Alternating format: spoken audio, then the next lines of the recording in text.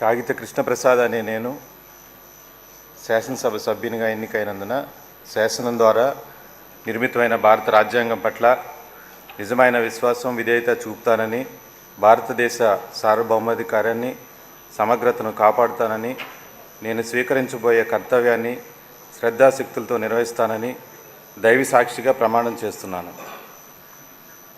ఆంధ్రప్రదేశ్ శాసనసభ సభ్యుడినైన కాగిత కృష్ణప్రసాద్ అనే నేను సభ నియమాలను కట్టుబడి ఉంటానని, వాటిని అనుసరిస్తానని, సభ మర్యాదలను పాటిస్తానని, సాంప్రదాయాలను గౌరవిస్తానని దైవ సాక్షిగా ప్రమాణం చేస్తున్నాను.